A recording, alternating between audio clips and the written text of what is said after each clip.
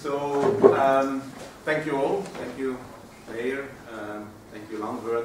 Thank you all for giving me the possibility to say a few words about climate change, as well as about European Union policy on climate change and about what cities are doing. So it's a very broad subject, and I will actually go very quickly through this subject with the aim that if there's anything in particular that you want to know more, please don't hesitate to ask. There's a session of questions and answers. And I also have to excuse myself for not being able to speak Icelandic, so I hope you can understand my English.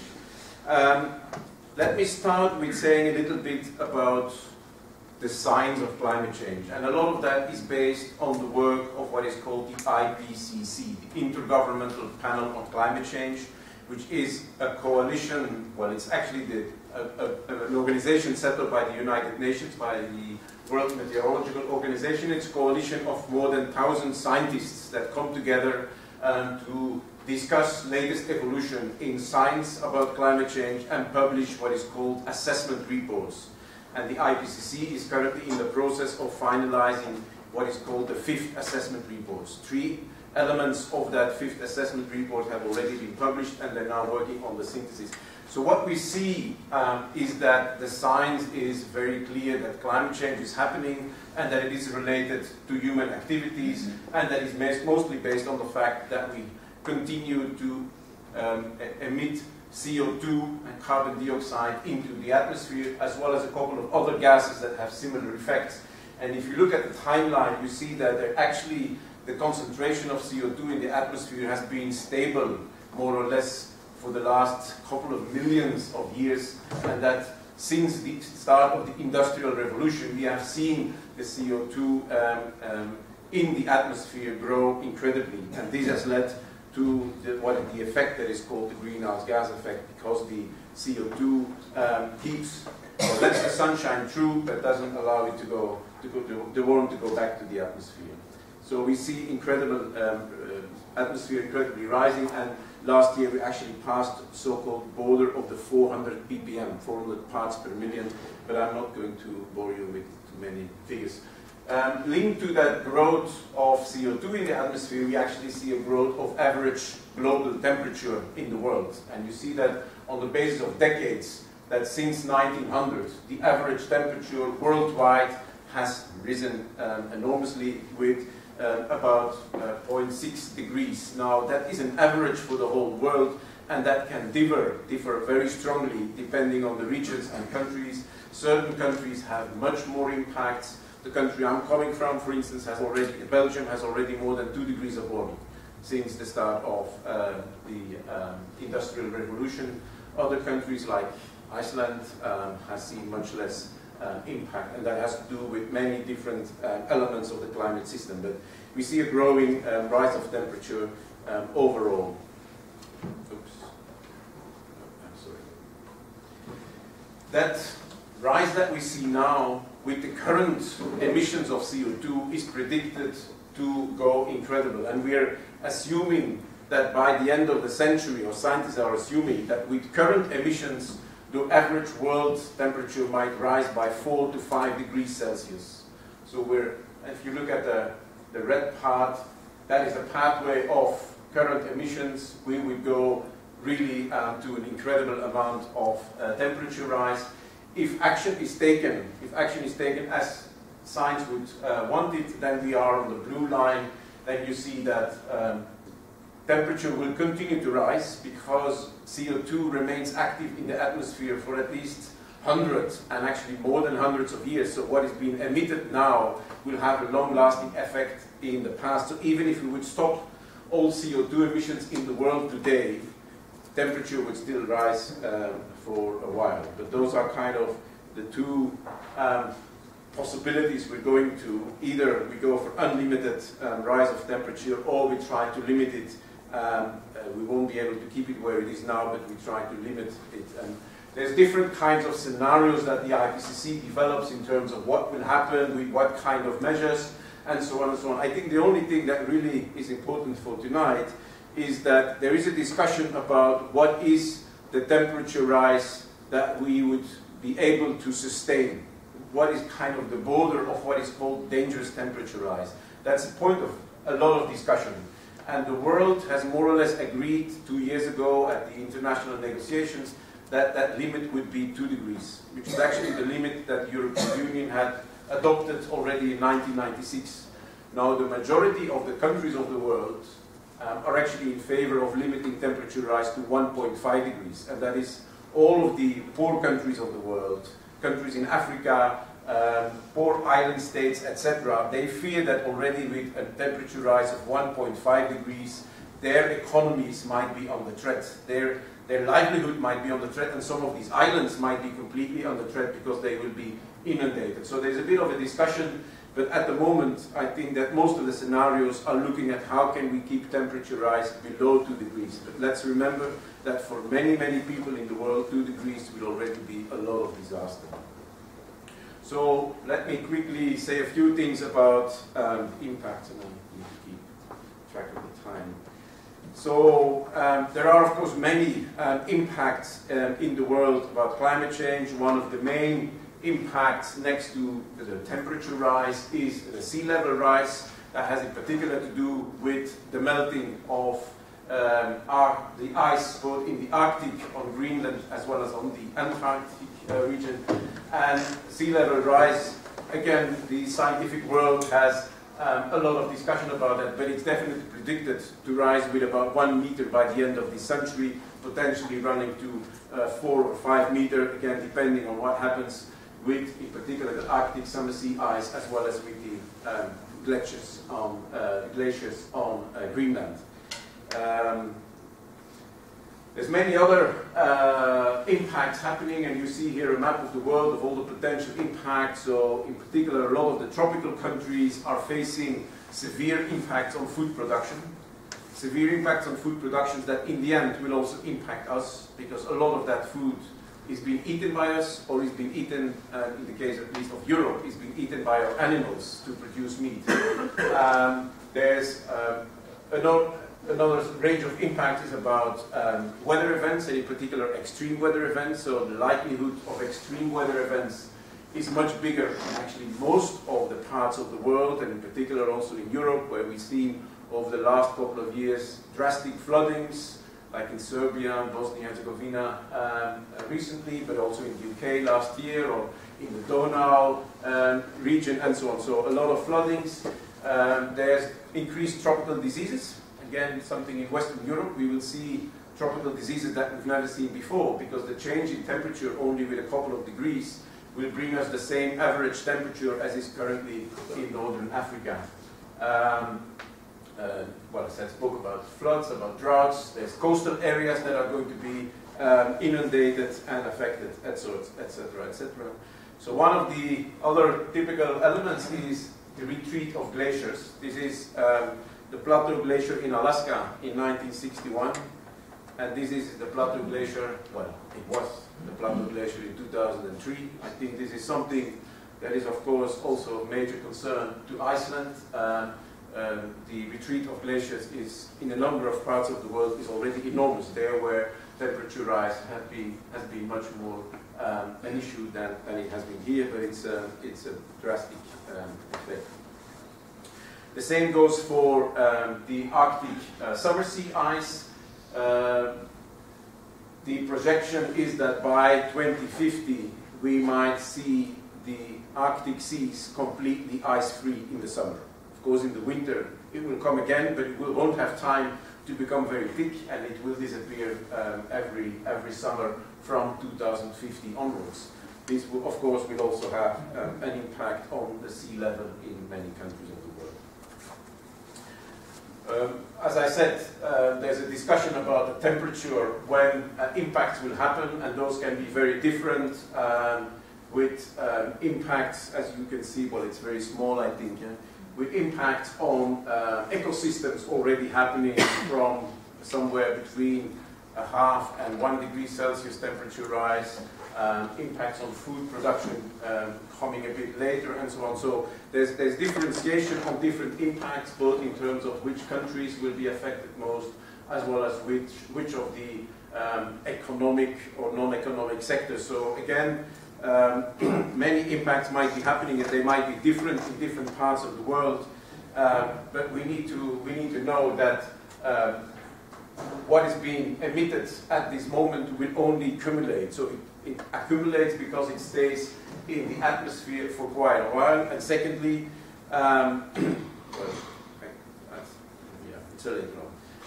secondly, what is important is that climate change is one of those typical problems which are global problems. They actually relate to what is called the global commons, in that sense that what is being emitted here will have an impact also down the kilometers away from here. And usually what we see is that those countries, those communities that emit the least in terms of carbon or other greenhouse gases are the ones that have the heaviest impacts, because they're vulnerable to those impacts, they don't have the capacity to adapt as richer countries have, and so on. So it's typically a problem of the rich people impacting negatively on poor people in the world. So, which gives us an additional responsibility for European countries to take action against climate change.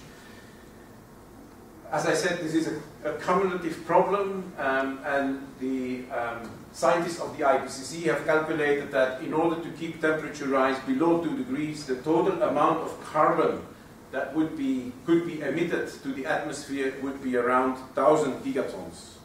And of those 1,000 gigatons, we have already emitted 50%, which means that in between 1860 and now, we have already used 50% of the carbon budget, and we have 50% left.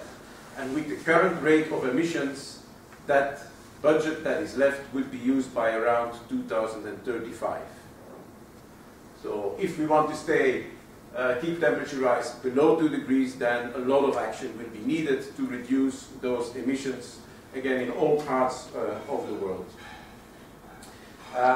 And action is already being taken, and I'll say a little bit more about that, but we still see the emissions being grown incredibly. That has, of course, a lot to do with the fact that while action is being taken, there are still quite a number of countries in the world, like China or Brazil, that are still going through a process of industrialization that are increasing their emissions much more faster than they increase in the Western world.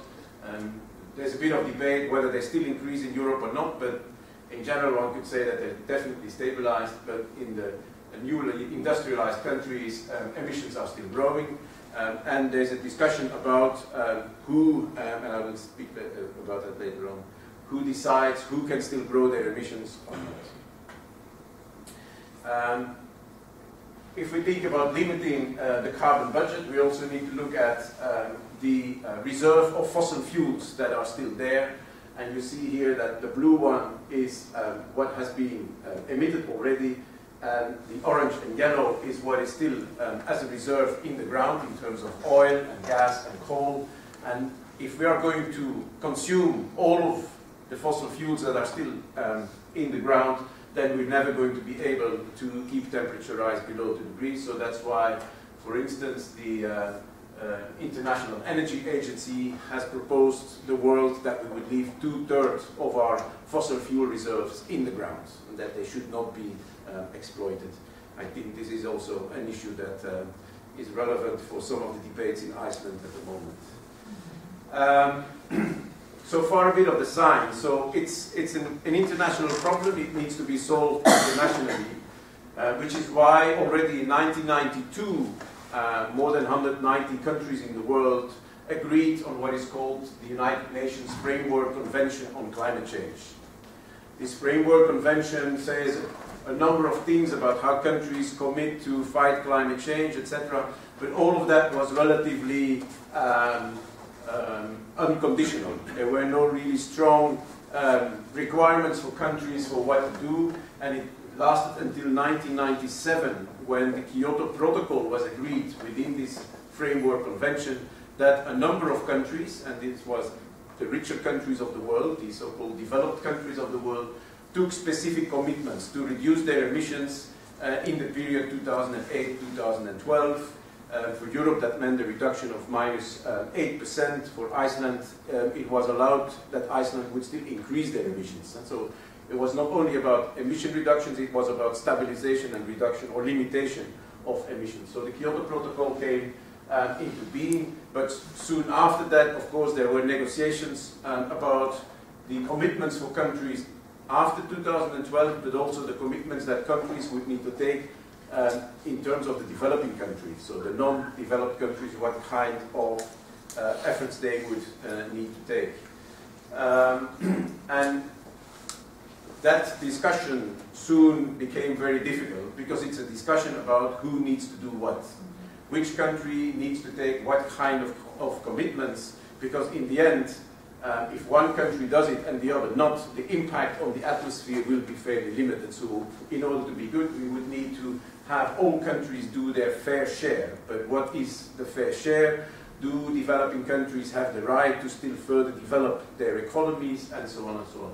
So there's a bit of discussion around two concepts. One is the concept of historical responsibility, meaning those countries that have emitted most carbon in the past should have less rights to emit carbon in the future. And so each country should have, on the basis of this carbon budget concept, a certain budget of what they can emit since, and many say, for instance, since 1990 till 2100. So, of course, that is a concept that most of the developed countries don't really like, because it would strongly reduce their possibility to still have emissions of greenhouse gases.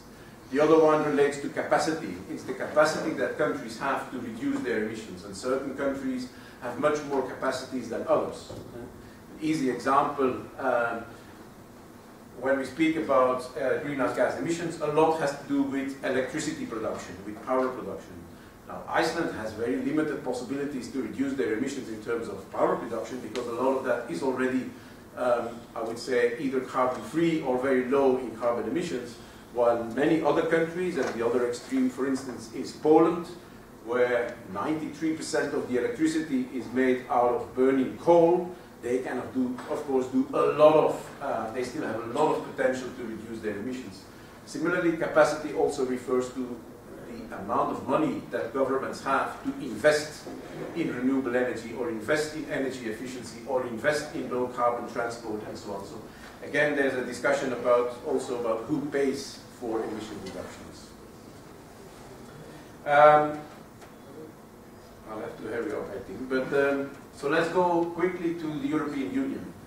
So the European Union, just like Iceland, has been part of what is called the first commitment period of the Kyoto Protocol, and has also accepted in what is called the second commitment period of the Kyoto Protocol, which runs from 2013 till 2020. And the major policy tool that the European Union has developed to work around climate change is what is called the ETS, or the Emissions Trading Scheme. They have identified about 10,000 big factories, power plants, etc., that are all brought together, and that get a number of what is called emission allowances, a permit to emit greenhouse gases during a year. And every year they get a bit less of those emission allowances. And that's the concept of the emission trading scheme. And factories that reduce their emissions through efficiency or whatever can then trade their emission allowances with others. So if you do more and you need less emissions, you can sell those to somebody who is less good and needs to have more emissions. So that's the concept of the emission trading scheme. It's some kind of a market in emission allowances. Unfortunately, definitely for the second commitment period, the European Commission didn't really foresee the economic crisis to happen, which means that there's actually a much lower request for these emission allowances, whereby the price for these allowances has plummeted to about €5 per ton, while to really have an effect, to really make a change, the price would need to be around 25 to 50 euros a ton. So at the moment, the ETS is a bit in a problem. The second part of the EU policy is that it has set a target of reducing its global emissions by 20% by 2020, which they combine with a similar target of achieving 20% renewable energy by 2020 and achieving 20% reduction of energy consumption by 2020. Now that 20% is fairly low in the sense that it has already been achieved last year. So the EU has already reduced its emissions by 20%. That is partly due to this economic crisis that we've seen. Actually, the EU could easily go well beyond this, and in a recent paper that the EU has written together with Iceland, actually, as part of the Kyoto Protocol discussions, the EU is projecting that with current policies, it would reduce its emissions at least by 24%. Our calculations say that with current policies, they could go to -27%, and if the EU will between now and 2020 do a bit of additional efforts in creating additional policies, they could well go beyond 30%. So that's a first problem. Secondly, for 2030, the European Union is currently proposing to adopt a target of reducing emissions by -40%. So that's where they are. Also this, for us, given the pace we're now, -40% can well be exceeded. Also because we believe that if we are to stay below 2 degrees and keep the possibility open to stay below 1.5 degrees, the European Union should completely phase out its emissions before 2050. So phase out all emissions by 2050, and -40% will not bring us there, because -40% will bring us only in this calculation, -20, -40 will bring us to -80% by 2050. So it's not enough, and it's also not really a reflection of the fair share. I already said that the emission trading scheme is a bit in a problem, and therefore we see currently a revival of coal for power production in the EU.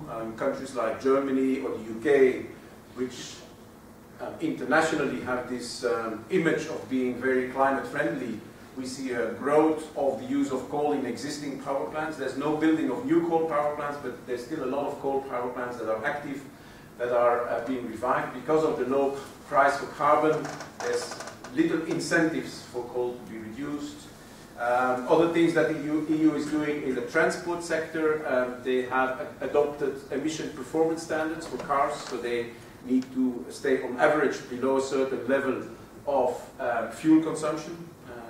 For 2020, there is 80 grams of CO2 per kilometers, but again, that's not that important. I don't know whether Iceland has taken over these policies. The EU has also regulations around F-gases. Those are the gases that are being used in refrigeration and in air conditioning, and it has very weak policies regarding to climate change on agriculture, forestry and waste, but they're looking into that. This will be the next phase, let's say, of European Union policy development on climate change will focus on those areas. Maybe a few words about cities. This, as Can Europe, our main focus is the European Union policy development, so we're less dealing with cities, but a lot is happening at the moment at the level of cities at different stages. There's what is called the C40, it's the Climate 40, it's 40 extremely big cities in the world that have come together and that exchange programs. I'm just going to give a few of those examples. There's ICLE, which is the International Confederation of cities that have a special program for climate change, and it's an initiative that is mainly in the US. There's a special initiative for small cities and climate change, actions that can be taken. But just as an example, very briefly, three things. London suffers a lot from problems of lack of capacity to deal with all the cars on the road. And so since 2003, the City of London has a policy which is called the congestion charge, which means that in certain parts of the city and at certain times, people have to pay to drive their car into that certain region of the city. And that money that is being collected that way has been invested in public transport, in walking and cycling facilities, etc. And according to the City of London themselves, according to their calculations, this congestion charge has led to a reduction of emissions by about 60%. So if you go to London, you will still see a lot of cars, but you see a lot of bikes nowadays, and it really has had an impact. A similar initiative, but different, is Copenhagen. So Copenhagen has invested in their cycling infrastructure over the years, and they calculate that about 2/3 of the people working in Copenhagen use their bike, not every day, but at least regularly to go to work. So already 2/3. And what they've done in Copenhagen is they've built actually a completely separate infrastructure, not just biking lanes, but separate streets just for bikes. So have actually a relatively divided transport system.